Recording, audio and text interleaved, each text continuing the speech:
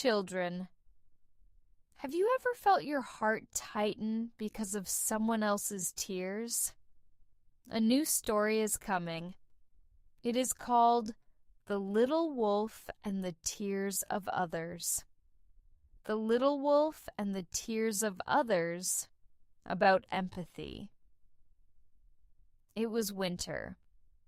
Snow covered the village like a thick blanket, and the air smelled of burning wood and silence.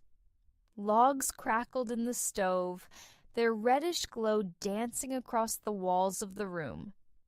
Grandfather Myron sat in his old armchair beside the window, where crystals of ice slowly formed on the glass. On the windowsill, a small copper pot steamed with linden tea.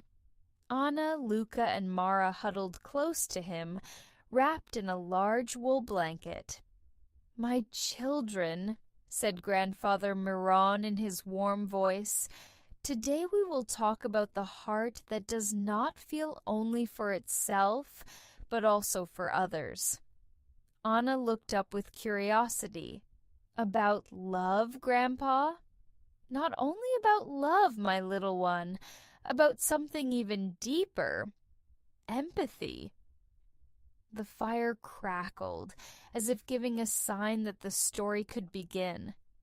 Outside, snow was falling softly, and the forest behind the house looked like a white dream. "Many winters ago," the grandfather began, "there lived a little wolf, lost in the forest. He was hungry, but he did not dare approach the village because people had chased him away many times. One freezing night, he reached the edge of the forest, where a boy was crying beside a broken cabin.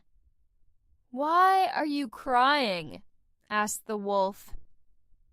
"I lost my dog," the boy answered, trembling. The wolf sat a short distance away and said quietly, "I lost my pack, too."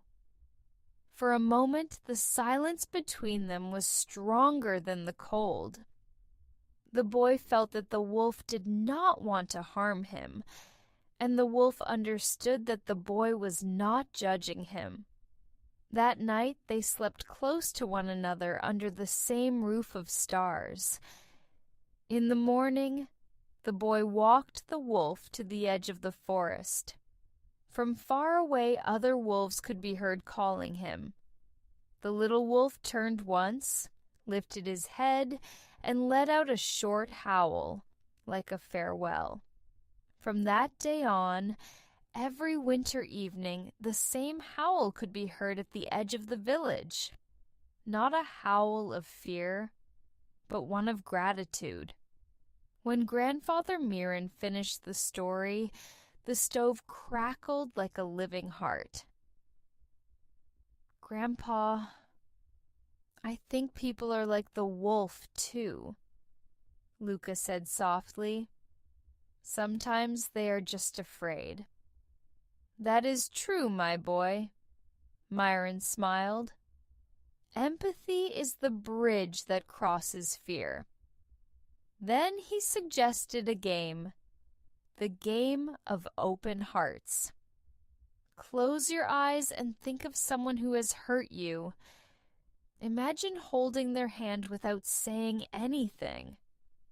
Not to forgive, but to understand. The children were silent. Beyond the window, the wind gently moved the curtain. "What do you feel?" the grandfather asked. "My chest feels lighter," Anna said. "Mine too," added Mara. "It's as if my heart is breathing in a different way." Grandfather Miron smiled. "Yes, when you feel the tears of others, your heart washes away its own wounds." The next day in the village, Luca saw a boy who looked different from the others because his clothes were torn. Luca walked up to him, handed him one of his gloves, and simply said, Here, I'm warm, even with just one."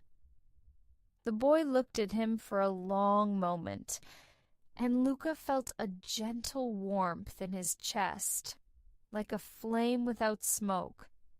That evening he told the story to his grandfather. "I think I understand the little wolf from your story now," Luca said. Grandfather Myron gently stroked his hair. "Then you have learned the hardest thing in the world, to feel without judging." That night was quiet. Snow fell without a sound, like a prayer. At one moment, a real wolf crossed the village. He harmed no one. He stopped for a moment in front of the grandfather's house, looked toward the lit window, and then disappeared into the forest. Anna, Luca, and Mara watched in amazement. "It's him, the little wolf," Mara whispered. The grandfather nodded with a deep smile. "Yes, my children, he came to say thank you." The fire slowly faded. From the window the moon rose above the forest, and in their hearts they all felt the same truth, that sometimes the greatest courage is opening your heart to the tears of others. The lesson of the emotion. Empathy is the silent language of the heart, a language understood by people, by wolves, and by the wind that carries peace. Good night, little dreamers. After such a beautiful story, now it's time to close your eyes, but not your heart. Shh. Listen to the silence as it gently settles in. The moon is there, watching over your dreams. Breathe softly. Inhale. Exhale. Like a delicate whisper among the stars. Your heart beats calmly. Today's adventures are drifting off to sleep, like books closing gently. Now your bed is a little boat. It carries you across a sea of fluffy clouds, where dreams are waiting for you with a smile.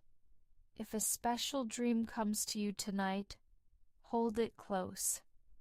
It came just for you. And remember, you are loved. You are safe. You are precious. Good night, little hero. Good night, little star. Tomorrow the sun will rise again, and you will shine even brighter. Sweet dreams.